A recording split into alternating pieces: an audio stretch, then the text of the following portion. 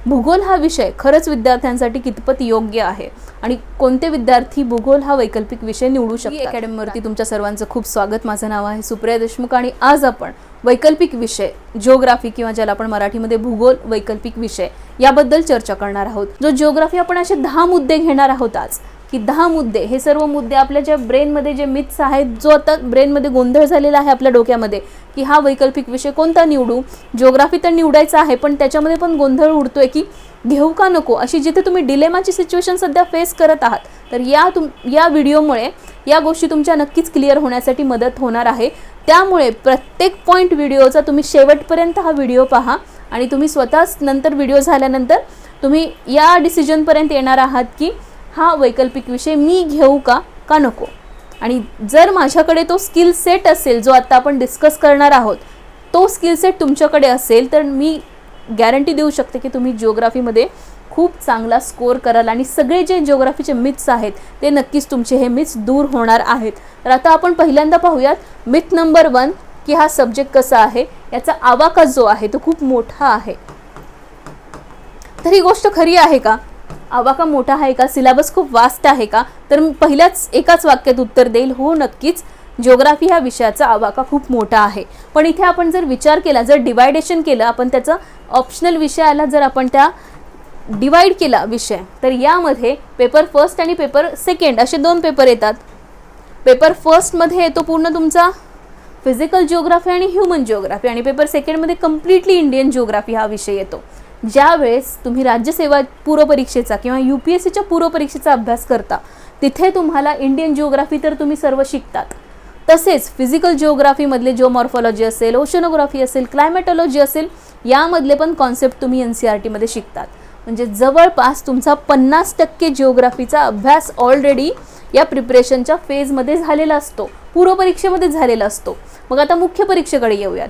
मुख्य परीक्षेमध्ये पण paper first, paper second, paper third अशा तिन्ही पेपर्समध्ये तुम्हाला जिओग्राफीचा अभ्यास करावा लागतो। तो कसा काय? तर पेपर फर्स्टमध्ये सेपरेट 80 मार्क्स हे तुम्हाला येणार आहेत, ते जिओग्राफी सेक्शनमधून येणार आहेत। पेपर फर्स्टमध्ये जनरल स्टडीजचा तो पेपरच आहे जिओग्राफी, सोसायटी आणि हिस्ट्रीचा। मग इथे तुमचा जिओग्राफीचा अभ्यास तुम्हाला सेपरेट करायची गरज नाही, बरोबर।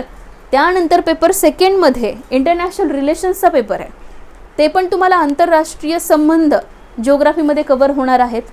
तसेच पेपर थर्डमध्ये कल्चरचा पार्ट असेल, इन्व्हायरमेंट, बायोडायव्हर्सिटी, डिझास्टर मॅनेजमेंट, हे तर तुम्ही ऑलरेडी ऑप्शनल जिओग्राफीचा सिलेबसचा पार्ट येतो, तिथे पण सेपरेट अभ्यास करायची गरज नाही।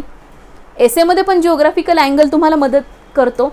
आणि जर UPSCमध्ये जिओग्राफी ऑप्शनल हा विषय तुमचा असेल तर तुम्हाला UPSCच्या पर्सनॅलिटी टेस्टमध्ये, MPSCच्या इंटरव्ह्यूमध्ये, मुलाखत प्रोसेसमध्ये नक्कीच ह्या गोष्टी खूप कामाला येतात। म्हणजे तुम्हाला तुमच्या सराउंडिंगचं नॉलेज असेल तर तुम्ही व्यवस्थितपणे उत्तरं देऊ शकता। एक कॉन्फिडन्स मनामध्ये येतो की माझ्याकडे आय हॅव सर्टन नॉलेज, बरोबर। आणि जिओग्राफी हा वैकल्पिक असा विषय आहे की जो तुम्ही लहानपणीपासून वाचतायत। म्हणजे तुम्ही अचानक तुम्हाला जिओग्राफी हा विषय तोंडओळख झालेली आहे का की तुम्हाला MPSCला किंवा UPSCला निवडायचं आहे? नक्कीच नाही आहे, बरोबर। या सर्व गोष्टींवरती आपण जे मिथ्स आहेत की सिलेबस खूप वास्ट आहे, याचा आवाका मोठा आहे, आम्हाला हा आवाक्याच्या बाहेर आहे, नक्कीच हा विषय आवाक्याच्या बाहेर नाही आहे जर तुम्ही डिकोड केला सिलेबस व्यवस्थित। म्हणजे आपला पहिला पॉईंट होता डिकोडिंग द सिलेबस। आता आपल्या दुसऱ्या मुद्द्यावरती येऊयात। मग हा जिओग्राफी ऑप्शनल विषय, यामध्ये आमचं ग्रॅज्युएशन झालेलं नाही आहे जिओग्राफीमध्ये किंवा माझं सायन्स पण बॅकग्राऊंड नाही आहे, मग मी जिओग्राफी ऑप्शनल विषय निवडावा का? म्हणजे माझं सायन्स बॅकग्राऊंड नाही आहे,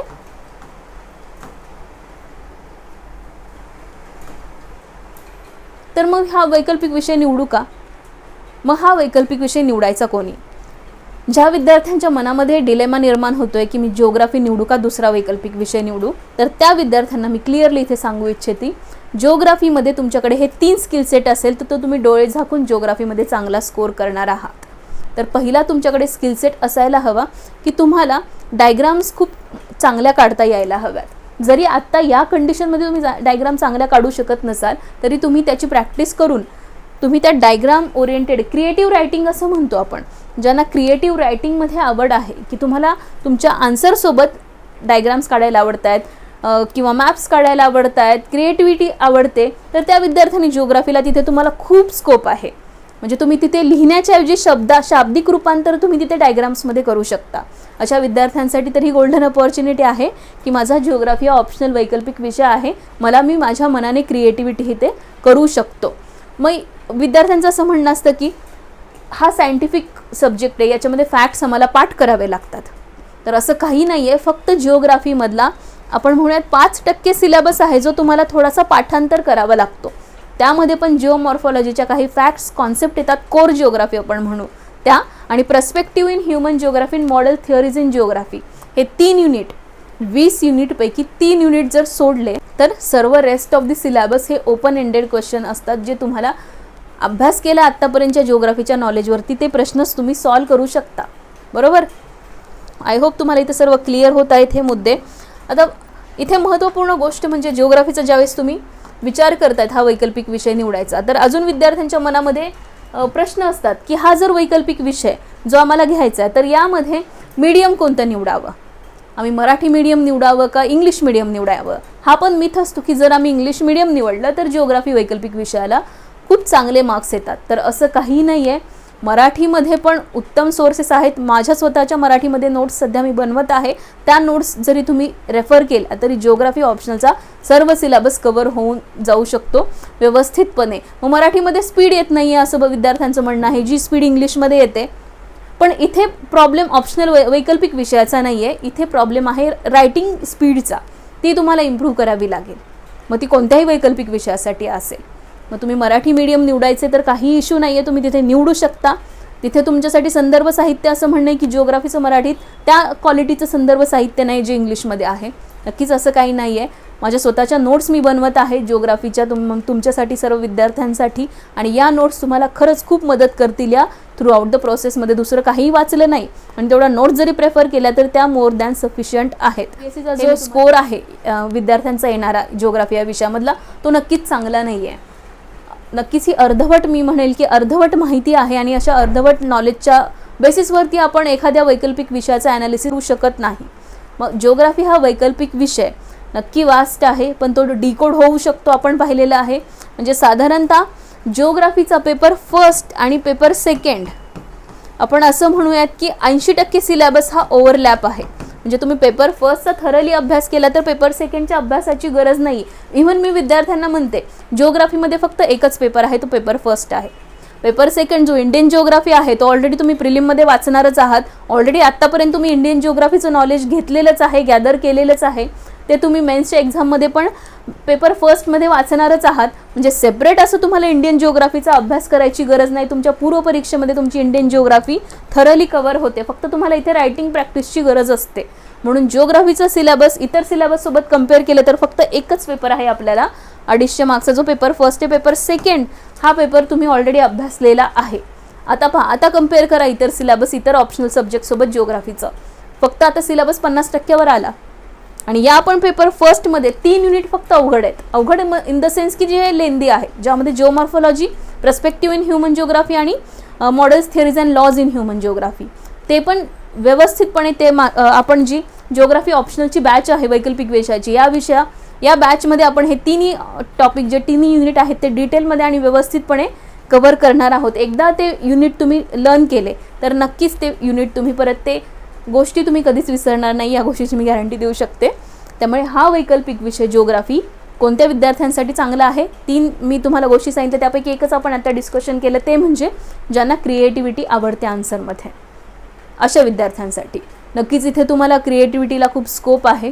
दुसरा जिओग्राफी वैकल्पिक विषय निवडायच्या मागचं कारण म्हणजे तुम्हाला डेली बेसिसवरती रिव्हिजनची गरज असते का इथे, तर तुम्हाला डेली बेसिसवरती रिव्हिजनची गरज नसते. कारण तुम्ही प्रिलिमला अभ्यास करतात जिओग्राफीचा. कारण एकदा तुम्ही ती गोष्ट वाचली तर तुम्हाला इथे पॉल सायन्ससारखं किंवा सोशिओलॉजीसारखं करंट अपडेट ठेवावं लागत नाही जिओग्राफीच्या विषयासाठी. एकदा तुम्ही तुमचे स्टँडर्ड रेफरन्स बुक्स रेफर केले तर ते तुम्हाला मोर दॅन सफिशियंट होऊन जातात.